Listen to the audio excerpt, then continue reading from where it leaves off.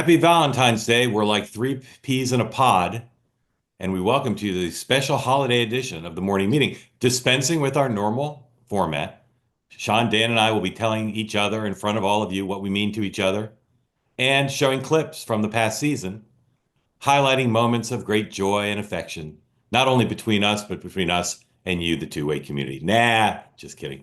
Regular format, I'll run through the day book, and then with peace, love, and understanding, we'll bat things around and then take your questions. If you're here on the two-way platform, raise the electronic hand. That's the yellow one, not the flesh-colored one. And if you're not watching on two-way, if you're on X, say, or YouTube, or Twitch, or Instagram, or MySpace, TikTok, MySpace, Friendster. anything else, Friendster, anything else, whatever you might be on. If you want to be on the two-way platform and be able to raise that yellow hand and say, Dan, you're so wrong, or Sean, I can't believe you said that, go to two-way.tv and sign up, and then you'll get the special email. Or you can sign up for my Substack, whichever you prefer. Gentlemen, welcome in. Happy Valentine's Day. Dan, you've obviously got something planned because you went to Versailles for Valentine's Day. That is exactly right. I will be on stage at 9 p.m. No, I'm just joking. Yes, I am meeting my wife later today to kick off Valentine's Day. Looks fantastic. Sean, what do you got? What do you got in store? Look, it's exciting that I can present this morning's edition live from here, sponsored by FTD. You can see some of the beautiful options that are available if you just go to themorningmeeting.com/flowers. Flowers. Yeah, flowers. You can What's the discount code? Sean Stems. Sean Stems. Exactly. Enter Sean Stems for 20% off on checkout. Oh, how about Spicy Love? Yeah, tomorrow you get the Doge special and you get all the old ones. Yeah, you get the old ones, but they're still good. They're perfectly good. If it's for the government, they're perfectly good. All right, today, Congress is gone. As John McLaughlin used to say, the Republic is safe. They love President's Day apparently because they're taking the whole next week off. So the confirmation process for the remaining nominees is stalled. Interesting story in Politico today says Elise Stefanik has job lock because they don't want to give up her vote. So the UN seat will stay vacant for a little bit. President signs executive orders at 1 p.m. in the Oval Office. I have no idea what those are. They say it's closed press, but you flip a coin on that one, probably won't be. Then he heads to Andrews and he flies down to Mar-a-Lago, which he's supposed to arrive at 4:50 p.m. If they keep that closed press and they don't change the schedule, we may not hear from Donald Trump today. Balancing out yesterday when he did three press. Do the over-under on that one? No, we'll hear. Don't worry. Well, he can always he'll talk on departure and arrival too, because here's my sense of how he thinks. He'll want to talk to the White House press corps on departure. And then when he lands in Florida, it's like, hey, there's a whole different group of people. They need to hear from me. So yeah, he'll talk. J.D. Vance is in at the Munich Security Conference. Marco Rubio had some plane problems yesterday, but I believe is getting there. He's got a bunch of bilateral meetings. The vice president spoke earlier today, and he said, amongst the things he said, were this. Roll tape.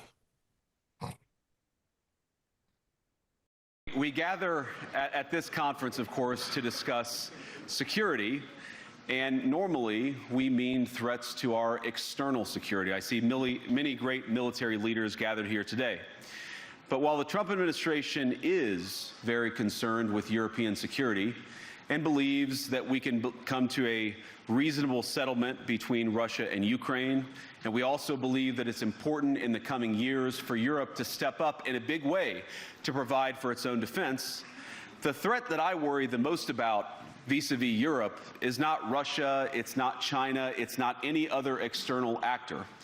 And what I worry about is the threat from within, the retreat of Europe from some of its most fundamental values shared with the United States of America.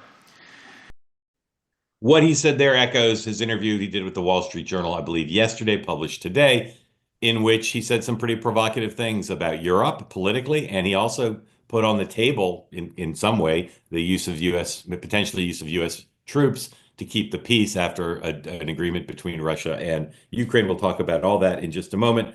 Again, he's meeting with Prime Minister Zelensky, and he has some other bilats at this conference where a lot of members of Congress are as well, including one member of Congress who made a little bit of news. Go ahead and put up number 102. Roger Wicker, Republican senator from Mississippi, in an interview with Politico, said he was puzzled and disturbed by Pete Hegseth's comments regarding Ukraine.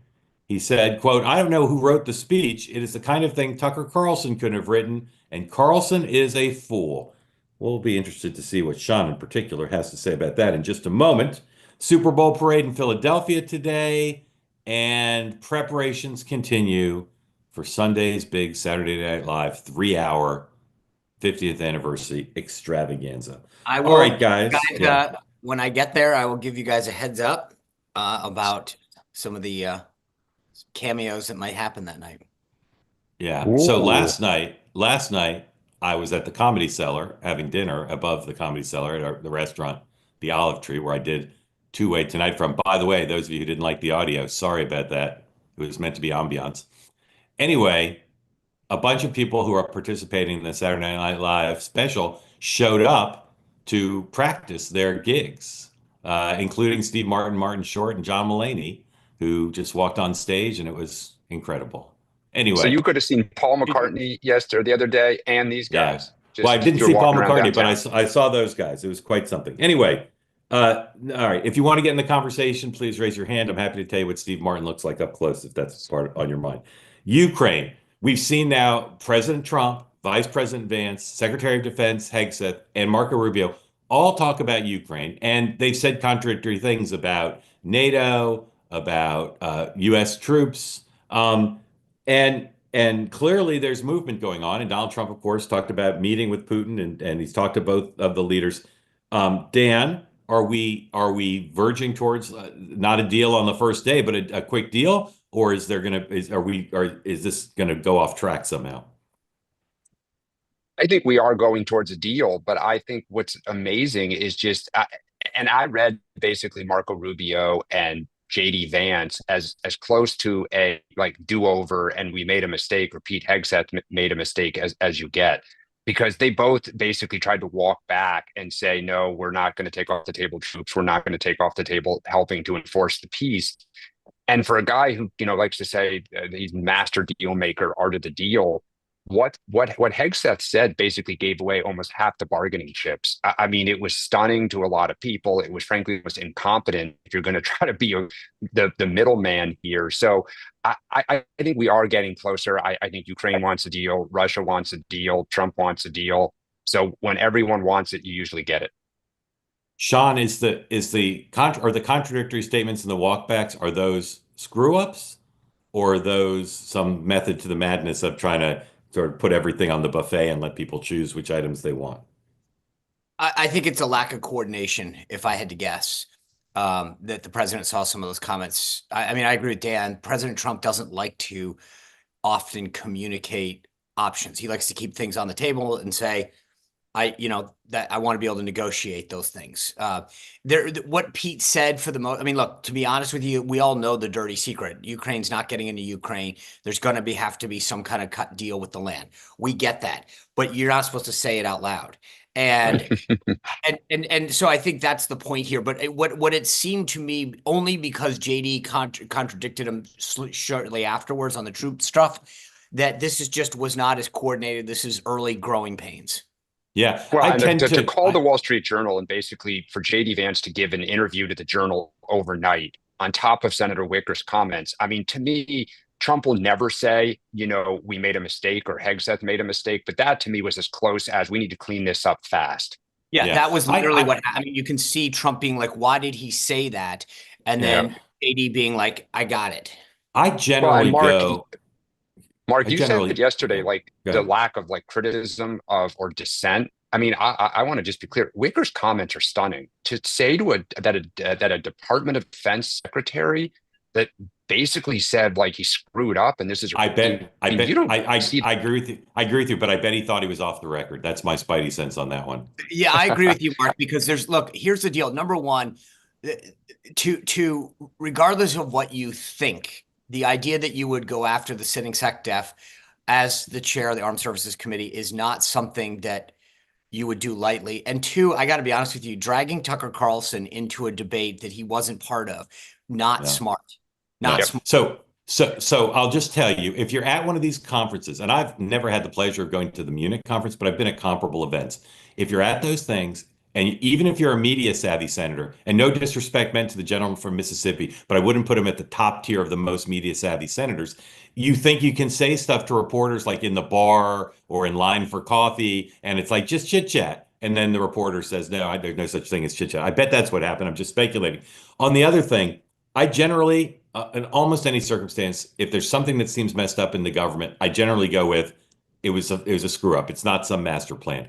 But what Hegseth said is it's just too basically wrong, right? I mean, it's too big a screw up. So it's not like, to me, it's not like lack of a coordination on an obscure issue. It's just like weirdly counter to, again, as Sean said, what Donald Trump would want. So it's probably just a lack of coordination, but it still strikes me as a lot. I want to read you a line that our friend Michael Granoff, who's watching J.D. Vance in Munich, or maybe he saw this somewhere else, but this is a line from the J.D. Vance speech, which I believe Sean in particular will enjoy quite a bit.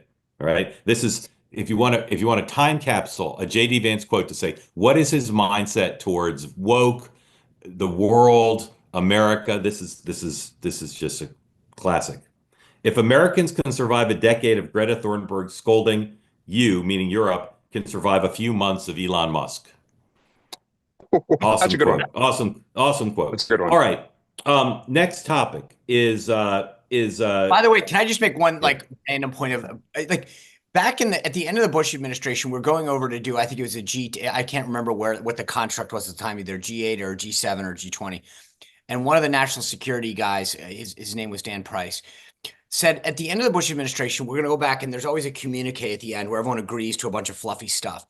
And he said, why don't we make this final one of the Bush administration an actual look at all the commitments that we've been making over the last 8 years? Because it's always this fluffy stuff we'll commit to and we'll commit to, and then no one ever does it. And he said, why don't we actually reflect on what we actually got done? And everyone in Europe freaked out and was like, you can't do that. And he said, what do you mean? We've been committing stuff for the last 8 years of this administration and you've done nothing on it. And I love calling these guys on the carpet to some, it's just, JD was absolutely right. They love to talk and to scold us and to talk about, and then they squelch on their commitments. So it was good to see that. excellent. I like the way you said that, Sean. And I'm not just saying that because it's Valentine's Day.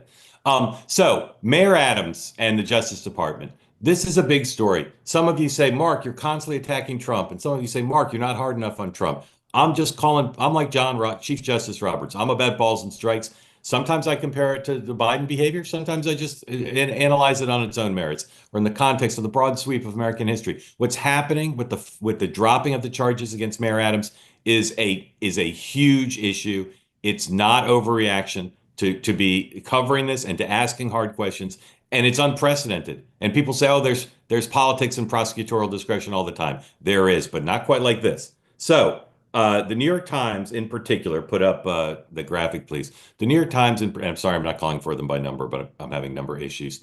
The New York Times in particular is treating this like Watergate. You can see here the homepage, 4 stories, there's 5 stories. They keep writing stories about it, and they will continue to because they have great sources on this because there's lots of lawyers. There are more people who have quit over this already from the Justice Department and from the Southern District of New York that quit during the Saturday Night Massacre during Watergate. That's not like, totally means it's worse than Watergate, but this is really bad. Mayor Adams is not hiding, at least not entirely. Mayor Adams went with Tom Homan onto Fox and Friends this morning to talk about his partnership with the Trump administration, from the Trump administration's point of view, enabled by this deal to keep him from being prosecuted. For now, roll tape. Governor Hochul said last night with Rachel Maddow that she would consider removing you. How would you feel about that? She has her role, I have my role. And throughout this entire ordeal, which I think no American should have to go through, the torment of 15 months that my family and I had to endure for something I didn't do. I didn't do anything wrong. Throughout the entire ordeal, I said one thing: my attorney will handle the legal part. I'm going to handle running the city. We returned jobs to our city. Our city is getting safer. We're building housing. I think that this is a great American narrative where I stood focused on what I was elected to do. Mr. Mayor, Yes. you're going to run for re-election? Yes. Are you considering running as a Republican? I'm going to run on the Democratic line. We petitioning to starting soon. Running as a Democrat. There's a many Democrats, like you look at those 78% that believe what we do, what ICE is doing about getting dangerous people out. I think that we have to get people out to vote. That is the problem. But you're losing by about 25 points to former Governor Cuomo, who wants to be Mayor Cuomo. Well, listen to this. I had another Andrew in my previous race. He was beating me by double digits in February, but we don't call Andrew Yang mayor. We call Eric Adams mayor. Never give up. So, Dan, a couple things, or a few things. One, I don't like living in a city with an incompetent and crooked mayor. I said before he took office he'd be worse than Bill de Blasio, and he has been. I read the indictment. I know about some of the other allegations that are pending. And I consider this to be a huge scandal that the Trump administration they put out the confession. They put out the letter from Trump's former lawyer who's at the Justice Department saying we're dropping the charges for political purposes. That's what they said. They came to policy, but it's not. So is this a big deal, or I forget if voters care about it because they don't. But is this a big deal, and will this cause any political damage to the Trump administration, or they'll just muscle through it? Oh, it's a huge deal. I mean, the reason they gave for dropping the charges was it would interfere with Adams executing on Trump's focus on immigration. I mean, this is a legal case. And not only were the charges very serious, and the best argument the Adams kind of people in the press were giving is they weren't significant enough, right? No one really is disputing some of the charges. But then it came out that they were getting ready to file more charges, that Adams instructed people to lie. He destroyed evidence. And so to simply say that we're going to drop the charges so that he can help the president, at the same time, they're holding those charges over his head. If Adams goes off the reservation, they could just bring the charges back. I mean, it is unbelievable that if you help the sitting president, you can basically get away with crime as you're on the team. It is just an unbelievable precedent to set. Dan, I agree with all that. Will they pay a price for this or no? They will not pay a price for this specifically, but the more that things like this occur, I think it will. I think totality, it will. It'll be the sum of the parts, not this individual part, that could start causing trouble for Trump and Republicans. Sean, if 0 is David Watkins taking a helicopter to Camp David during the Clinton administration, which you don't even remember happening, and 10 is Watergate, where is this? 1.5 maybe. 1.5. To explain why this is not a huge failure to fairly administer legal justice. I mean, there's two separate issues here. There's the merits that you're discussing, and then there's the political consequences. Politically, I don't think anyone cares. I think very few people know. So that's why. I mean, yeah. Okay. How about the merits of how they're treating the fair administration of justice? I mean, look, I think that Adams is probably guilty, but I can't say I've read as much as you have, and I don't care as much because I don't live there. So I don't want to pass judgment on it, but the little that I've seen, it seems like he's done some nefarious things. Okay, let me ask you this. Let's say this was the Biden administration sending a letter to an official saying, we want to drop the charge. We want the U.S. attorney to drop the charges because we want this person to play ball with us. And the U.S. attorney, who was a strong liberal with great credentials, quit. Would you say nothing to see here, or would you say tweet 1,000 times about it? Yeah, well, I mean, that's my job. I would, whatever Biden did, I'd say something again. So, let's be honest. I mean, right, but I the think point of this, the point of this program is to have honest conversations. No. And I'm trying to, which is to say, I'm going to be by default less outraged by things that Trump does, and more outraged by the other side. That's just literally how DNA wise, to your point, I'm wired that way. I'll be honest about it. I am less outraged, but do I think that letting people, again, I don't want to speak about a case that I can't say I know well. So do you even read the letter from the Justice Department to the U.S. attorney? No. All right. I mean, it is. So Sean's recused from talking about this because he hasn't paid any attention to it. Trust me, Oh, if you read into it, you'd be outraged. I'm confident I mean, you'd be look, outraged. just to be clear, because I bet most of the people on Zoom have not read it or followed very closely. The lead prosecutor who resigned clerked for Antonin Scalia and was appointed to her position by Donald Trump. This was not a like Bill Clinton, Barack Obama appointee who, came up through like the liberal machine. This is a tried and true Republican and her colleagues who all resigned saying basically this is outrageous. Sean Yeah. is tweeting about Valentine's Day instead of paying attention. No, I am. We, I can we got multitask. we got some background action with Dan. All right, we're Yeah, moving on I from mean- this one because Sean didn't take it seriously. You will wait till Monday because there are going to be more resignations and more revelations. But can I just, And- you said something about how this was worth. I actually, for what it's worth, just to be clear, from a Trump standpoint, I think they're like, great, go. Like they're not like, oh gosh, there's a consequence of this happening. Like these people, to them, they're just like, great, you want more? Keep going, go. Yeah. Oh, I agree with that. Go to my Twitter feed. Yeah, I and agree with you too. You can see a preview of my daily newsletter in which I write about there's 20 things happening right now that would be engulfing any previous president I've ever covered in massive scandal. And rather than caring for Donald Trump, it's like excellent. War with a bunch of lawyers at war, and Eric Adams is being a case study for how we're going to treat people. If you work with us, we won't prosecute you. They're loving it, but that doesn't mean it's right, and it's not. But I And will it's go gonna- back and say one other thing. I said this before, and I just want to be clear because regardless to the merits of the case, having seen what we've seen in the Justice Department for the last 4 years in particular, actually going back probably 7 now. From a Trump personal standpoint, I think he has personally felt the weaponization of the legal system. And so when somebody is attacked, his default is, yeah, they're probably getting screwed, right? That's number one. Number two is like I said, on our side, having personally been, as the kids say now, adjacent to this, there is a sense of like always now being skeptical of what they're doing. And I get that in the Adams case, there's a little bit more of public evidence. But I'm just saying that these guys have lost a lot of the credibility that they probably enjoyed 7, 8 years ago. And I will just say, but just the two wrongs, irony two of wrongs this do is not make a right.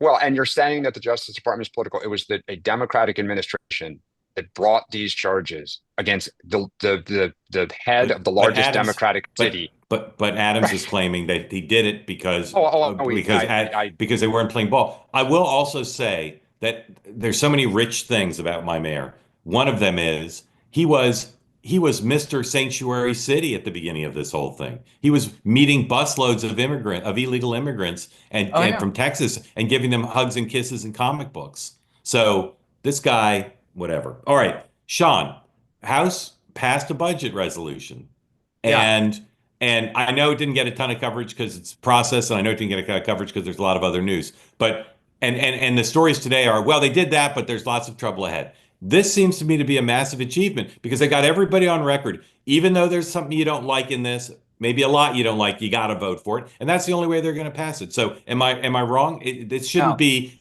trouble ahead. This should be they're in rhythm now. So I'll say the dorky part out loud first. When you said it didn't get a lot of attention, I went there yesterday. Okay, I was the spokesman for the budget committee for 3 years. For one day, everybody cared what we had to do. That was it, one day. I mean, the rest of the year, you could call in sick. It was like being a federal employee. But for one day, everybody came. And the cameras came. There was a line down the hall. So I walk into Cannon, go to the second floor. There's 2 cops outside. I'm like, oh, look, I can probably get in. But and I'm kind of wondering, I'm like, hey, can I just walk in? The guy's looking at me. What do you mean? Can you just walk in? And I'm thinking to myself, old school budget committee days, there's probably a line and I'll have to get a number. I put it up on my Instagram if you want to see on the story. You could have camped out there. There was like 5 people there, not just I mean, it was kind of embarrassing that for as much attention as it should have gotten, nothing. There weren't people there. There weren't press there. There weren't members there. Now, granted, it's an all-day affair, but I've been there for 3 years. This was the kind of thing where people cycled out. Amazing. So that's number one. Number two, to your point, I will give Speaker Johnson and the team a lot of credit for this. They ironed out all of these things. I was sitting there watching Chip Roy speak very eloquently about his support of the budget and the inclusion of these certain amendments. So this is it. If they got all Republicans on board yesterday, this resolution as it stands gets through the House. As I said, and I stand by this, when it goes to conference in whatever form that publicly takes, that will be the bigger problem for them, because that's when the Senate's going to come into, that's when you lose all the stuff that you got. Or you have to compromise on it. But this is going to pass. I think Johnson did a great job keeping his members. As you mentioned with Elise Stefanik, they're holding her back because they need to ensure they don't lose one more vote. So I think they get the resolution through. But then when it becomes in order to make it a concurrent resolution, they're going to have to do something with the Senate. Yeah. Dan, does this passage offer hope to Speaker Johnson and those who favor one big, beautiful bill, that the Senate backs down, or is the Senate going to proceed and create this ridiculous situation of two simultaneous incompatible strategies? I think the Senate's going to proceed. And I think the thing to watch in the House is that the reconciliation instructions have 4.5 trillion in tax cuts. What Donald Trump wants and the Senate wants is closer to 7. There is a huge delta between the two. And Jason Smith and the House guys are saying, we cannot afford more of these. And that is where, like, it is hanging out there. That fork in the road is still totally looming. And that is where the Democrats come. Look, for Trump, who wants cuts on taxes on tips and Social Security benefits and all these things that he promised during the campaign, and renew his tax cuts. And the big reason the House won't do it, that Freedom Caucus crowd wants more cuts. 3 trillion, 4 trillion. Where would it come from? Healthcare, Social Security. So they basically kick the can down the road. They're getting something done, but they're no closer to an agreement on the real meat of the issue. This gets back, actually, I will double down on this now. This is why it's going to come to a head, but even more so because for the most part, Donald Trump's gotten away with like, hey, look, I don't care 1 or 2 because I don't want to get in the weeds. And frankly, I think that's smart. But here's where it's going to become a problem. When it goes to conference, and it will, the Senate's going to say, hey, this is what we passed. The House is going to say, this is what we passed. And now we actually need to make a decision, because how big are those reconciliation instructions? And you can't get away with, I don't care which way you go, because those meet in conference. Correct. All right. Again, if you want to get in on the conversation in just a moment, please raise your electronic hand. As always, please extend the presumption of grace to Sean, Dan, and myself, particularly because it's Valentine's Day. And remember, as Elvis Costello and Nick Lowe both have said, peace, love, and understanding. All right, Sean, winner of the week. My winner of the week, I wrote this down. Taxpayers. Excellent. Dan. All right, I'm going to go a little off the board on the Democratic side. Josh Shapiro. He filed a lawsuit. The Democratic left, it got way more press than I thought it would. People are all like, no, if you look on the left, people are like, oh my God, he's starting to step forward. Just what it's worth. Winner of the week, Elon Musk. Didn't have a perfect week. That's why I said taxpayers. But that Oval Office thing really helped him a lot with a lot of different people, not just because his son is adorbs, but because he spoke out and he framed it as, do we live in a democracy or do we live in a bureaucracy? Dan, loser of the week. Congressional Democrats. Because Elon Musk had it. The press conference was great and Doge continues. Sean, loser of the week. Tie for the federal bureaucracy and Senator Kirsten Gillibrand of New York. Why is that? Oh, DSCC chair. He is the chair of the DSCC, the Democratic Senatorial Congressional Committee. And Minnesota Senator Tina Smith announced she's not running for re-election. Otherwise, would have probably been pretty safe. That puts it in play, at least forces them to spend a ton of money. And number 2, Gary Peters of Michigan also said he wouldn't run again. Another seat that puts at least the Democrats in deep financially. So, and Gillibrand, obviously Chuck Schumer technically runs the D-Trip, but she's the name on the letterhead. Yeah. Keep an eye on Jeanne Shaheen. There are a lot of rumors Jeanne Shaheen is not going to run. If Jeanne Shaheen doesn't run, by the way, at some point, that's when you just say, all right, we'll just let them keep the majority for 2 more years. And then we're going to, I mean, that's what in sports they call a rebuilding year. If she doesn't run, I've got 2 words for you. Brace yourselves. Grab onto the arms of your chair. 2 words. Senator Lewandowski. Senator, wait, how old should she be? I'm sitting at a bar. I may have to have a drink Caroline's with that one. 27. She can't be a senator yet, right? So it's 30 on the Senate. Yeah. I wonder if Ooh, a Maggie, family. the other Maggie would run. Have we ever had a state with 2 senators named Maggie at the same time? I'm going to go with definitely no. Let me ask you we this. have we had a state where they have 2 same first names. Let's just go Yes, broader. good. Probably John. Definitely John. Let me ask you this. Let me ask you this. I was thinking about this the other day. How often in American history has a state had 2 non-white senators at the same time? How often do you think that's happened? I wonder about Reconstruction during Let's go that with era. Dad, don't count Reconstruction. Never. That's all screwed up. Never. Well, not never. California, at the end of the Biden administration, had 2 non-white senators. Oh, non-white. Non-white. Yeah. Non-white. But there's another state now that does, and this is what made me think of it. What's the state now that has 2 non-white senators? Oh, New Jersey has 2 non-white senators. Booker and Kim. Ooh. Yeah. So those are 2, but I don't think I don't know there's that Democrats consider Asians a protected class. Well, Hawaii, I exempt Hawaii because Hawaii often has 2 non-white senators, I think. Good call. But if you exempt Hawaii, so just do continental U.S. Again, how often has this happened in history? Can anybody put in the chat if you can name any other time it's happened? Because I don't think it has, because we just haven't had that many non-white senators. All right, not counting. Patricia is saying 4 times. All right, what are the other 2? Patricia, if you and then Not counting Reconstruction, not Right. counting Hawaii. Exempt those 2. all right, Has it ever happened in American history except the 2 I'm saying, which are both in the last few months? All right, Dan, what are you I was watching thinking for like this weekend? Oh, New Mexico? New Mexico's got a bunch I of was white just senators. wondering.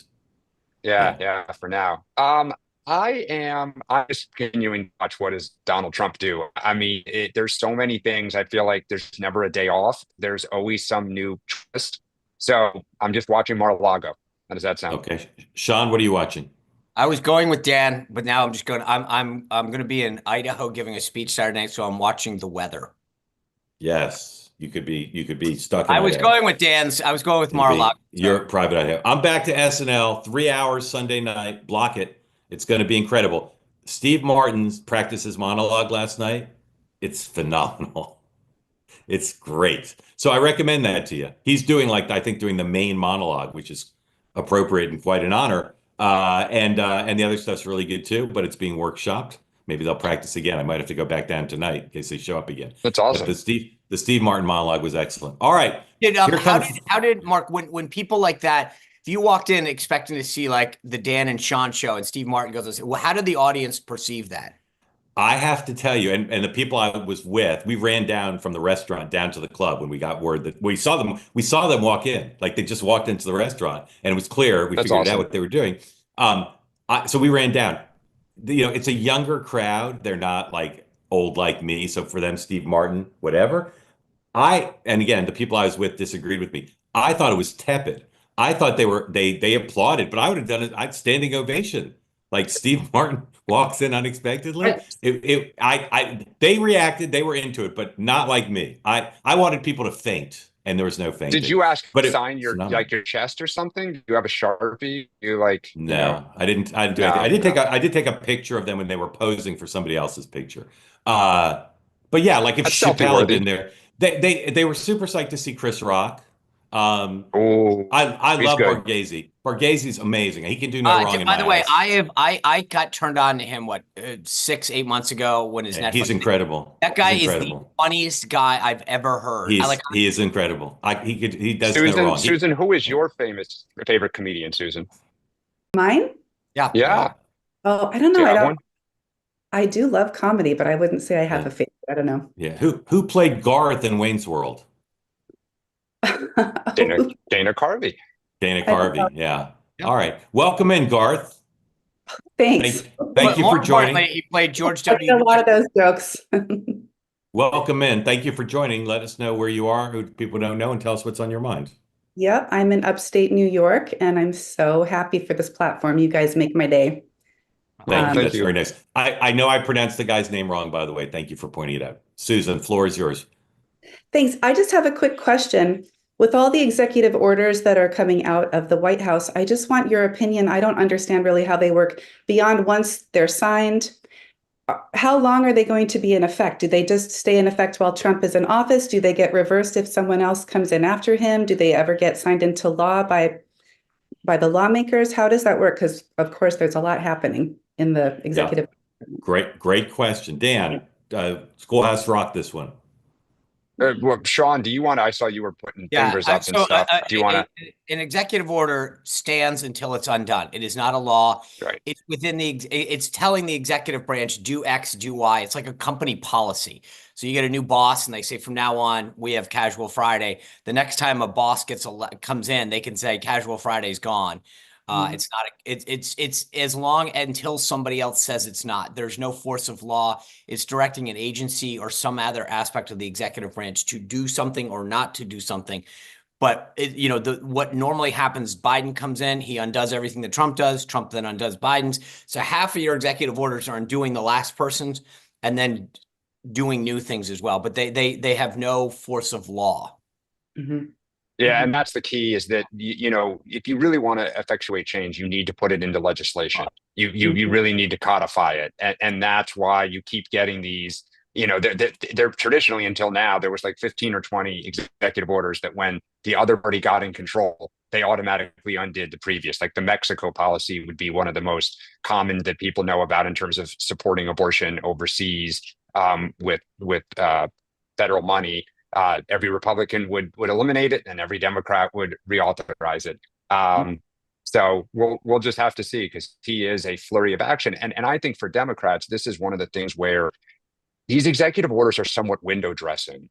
It is a statement of values. It is a statement of what you want to see, but you're not really bending the curve of history or really making fundamental change. And that's why I think one of the things to always kind of think about with Trump is what is real and what is kind of more the great, television production of the images and the things he wants you to see, to think about and associate with him. Susan, thank you for coming in. Great question. We appreciate you being part of Two Way. Thanks, guys. Happy Valentine's Day. Thanks. Same to you. And to you. Greg, welcome in. Thank you for joining. Tell folks what's on your hat, where you are, and what's on your mind, please. Thank you. Can you hear me okay? Yes, sir. Yeah. I'm here in Iowa, Des Moines, Iowa, snowy Iowa, and that's the local school my son teaches at, Christian school. Awesome. Nice. Yeah, I love Two Way. Been watching since July. So I love Des Moines. Where do you live in Des Moines? Northwest side. Northwest side. Yeah. Is Tamaya's still there, or did it close? No, Tamayan Sons still there. Yeah. It's got a great Italian hoagie. Yeah, I miss it. All right, sorry. I got like Homer Simpson. I was like, hoagie. Sorry. Go ahead. Please don't take away our caucuses. Please don't. Yeah. No, I love the caucuses because it allows me to talk to Iowans and go to Tamaya's and So Sons. Greg, what's on your mind, sir? I just think of this whole Doge and everything government approach. Maybe we're my wife and I are shopping for a house, and this is not ingenious or unique to me, but if you're looking at a house, seems like there's two approaches with the government here. One side's looking at this house going, it's falling apart. It's like a hoarder's living in here. We need to go in and just gut this thing and remodel it from the studs up. And the other side's going, oh, don't touch that. Don't touch that. Don't touch that. It just needs a little touch up. And that's the difference in approach, it seems to me, and the public, of course, will be the ones who decide which way things go. So I just wonder what you think about that. And the Democrats, Dan, you keep saying, and I understand what you're saying, that people are okay with it until it touches them, right? So, Wisconsin farmers or Medicare or so on. But do you think that people's perspective of government as a whole is it needs to be totally gutted and rebuilt, or it's pretty good, just needs a little touch up? Greg, great question. And I think for those who haven't seen it, because I tweeted it right before we came on, Axios did a focus group of voters from Arizona who voted for Biden in 20 and Trump in 24. And they were unanimous in their support of Doge and said, keep going. I think, and I've said this politically, I think people are very supportive of what Elon Musk is doing. And every time he puts an example up, he's not dumb. Trump is not dumb, obviously. They are examples for which the average person says it's common sense to get rid of that. I think, to use your analogy, of a house, if you gut the house, you tend to move out of the house, right? It is no longer operational. What they're the challenge with a renovation, when the house has to keep functioning, you're living in it, it has to keep providing, the roof and the kitchen has to keep working, so to speak, is how do you do this? And I think that is the question. Is it scalpel, or is it just a, sledgehammer? And if it's a sledgehammer and things fall through the cracks and you start saying, wait a second, that service, that function that I have relied on and didn't even really associate with government, I just took it for granted, is harming my life, then people will get upset. But I think right now, frankly, a lot of this is kind of very, very small stuff, but nevertheless, small is better than nothing. So, they're going to keep being supported. I'm sure if a poll comes out, 80% will support, what they're doing for now. Greg, when Reince Priebus got elected chairman of the RNC, I went to go work for him, and we were $25+ million in debt. And we literally looked through the budget, and we had like legacy newspapers, the Washington Post, the New York Times, not to mention, okay. And we just started saying this, we can do this better. And some of the stuff you could actually obviously now get online. We went through the budget literally line by line and cut out stuff. And the idea was, and even when we traveled, Reince used to play a game with a guy named Ron Weiser on like who could travel to wherever cheaper than the other guy. Like, I got 5 airline miles, we got a free breakfast at the Hilton, and we ate dinner by, and there was a respect for donors' money. The idea was, you're giving us money, we want to show you that we're using it to advance the party, whatever.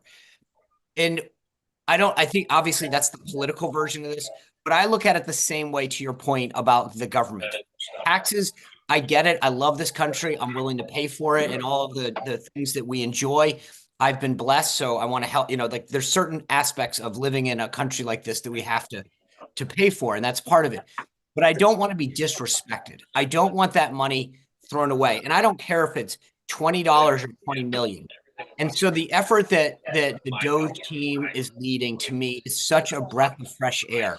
And I get that might not solve our deficit, but it's a mentality. And the mentality is it's like when I hire an intern, if you can't do the small things well, why would I ever trust you with the big things?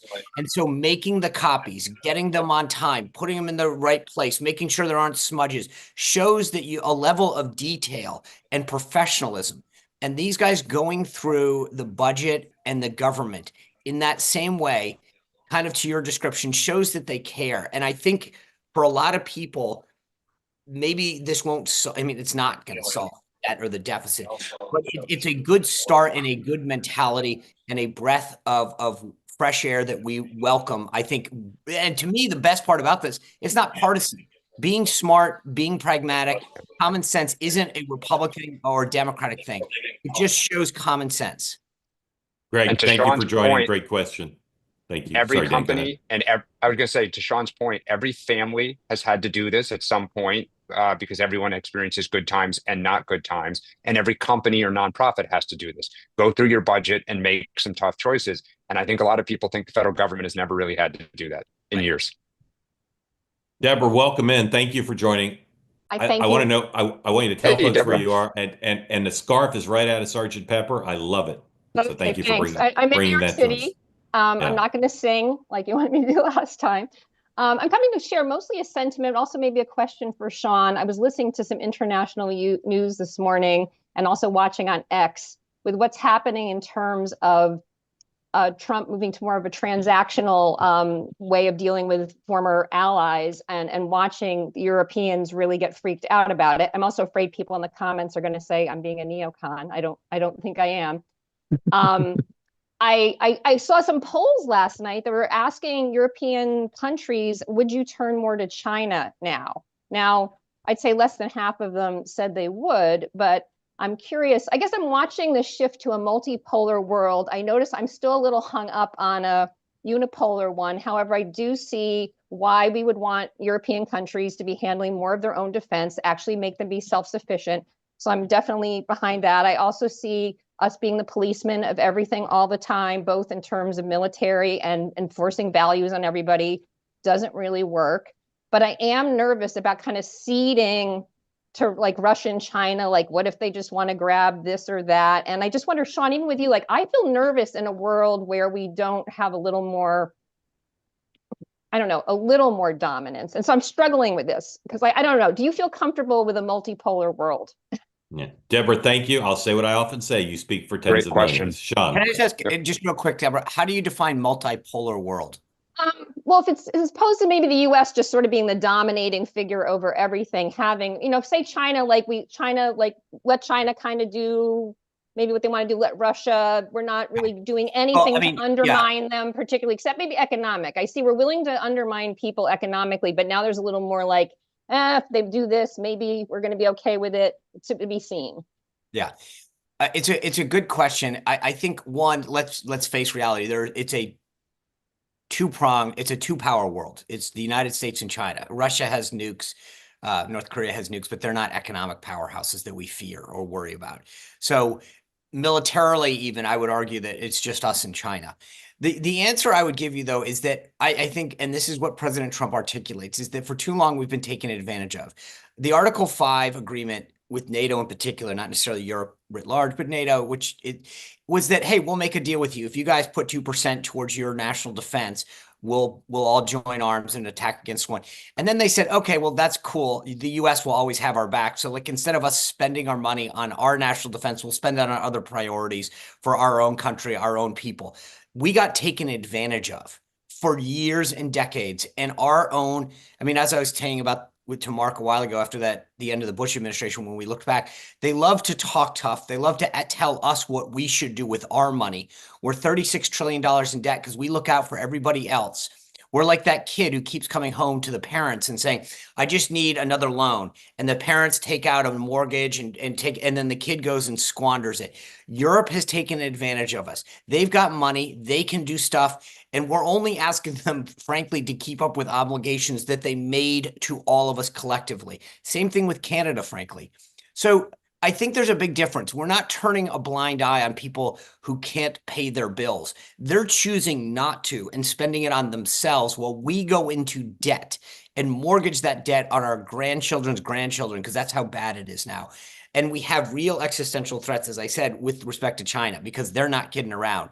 So we can either continue to subsidize everyone else at our own peril, or we can focus on us and make sure that we do have the strength and fortitude to take on the challenge that China will pose to us within 24 months. Yeah, I just think there's a tone to it potentially. It's like I totally agree with this. Like, let's actually make them be strong. Macron apparently was sort of embracing it. I was hearing it. It was sort of like, great, let's build up our own. By the way, I would say this, military. The European press, and this is not like, they are some of the most arrogant elitists. As much as I hate most of the U.S. press, the European press puts them to shame. Okay. Yeah, Deborah, thanks for coming. Hold on one second, because we want to go to John Thune. Deborah, thanks for coming in. I think I owe you an email, and I'm sorry, Mike. I'm getting, thanks to the success of 2A, I'm getting hundreds a day.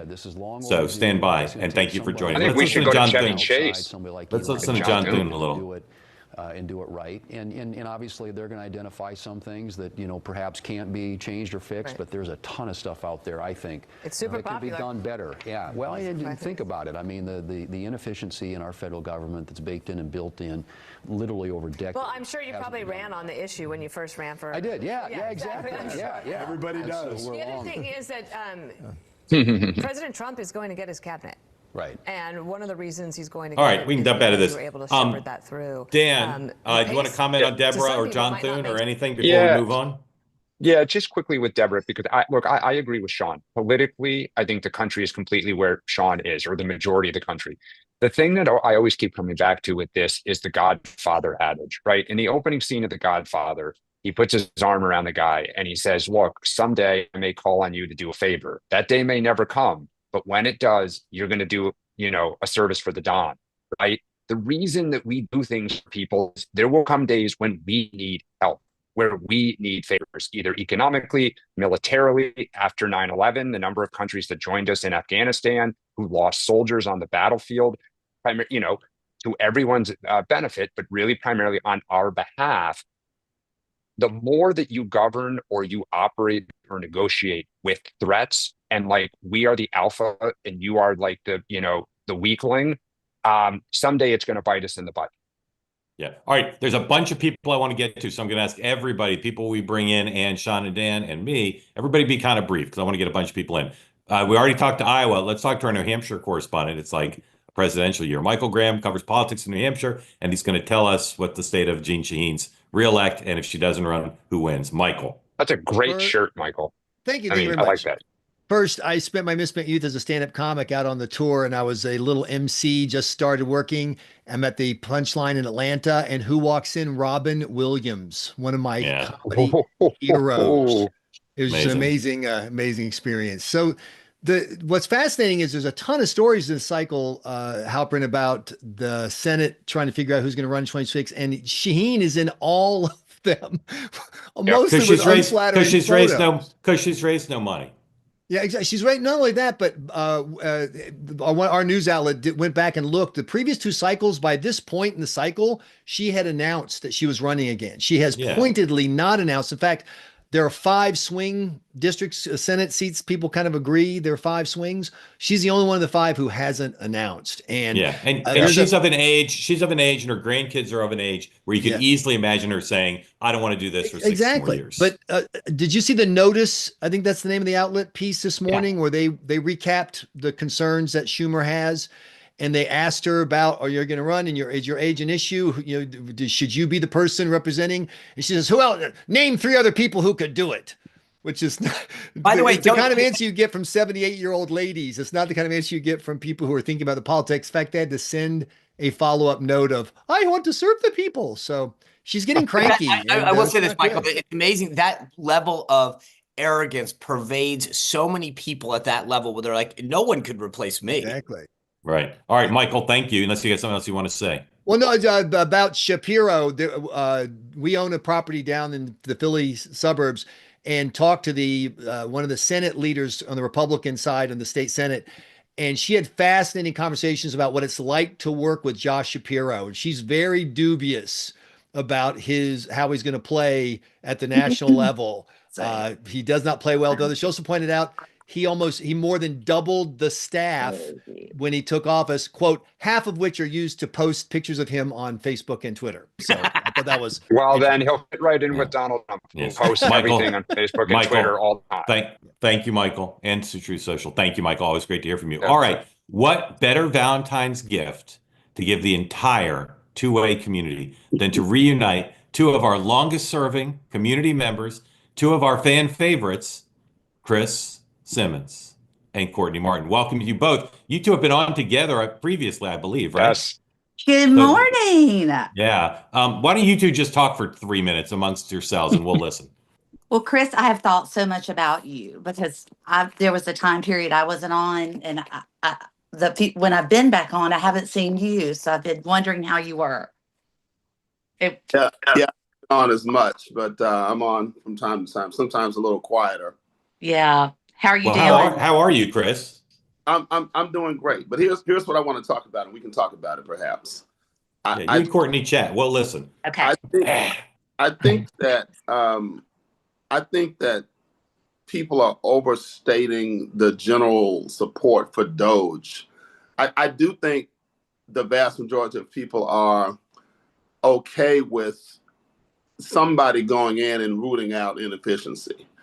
But the way it's being done with a lot of gross mischaracterizations of what's being found, lies about 59 million for condoms. There was not 59 million for condoms. So this is the Trump administration thing where they make up the big thing, the big shiny object.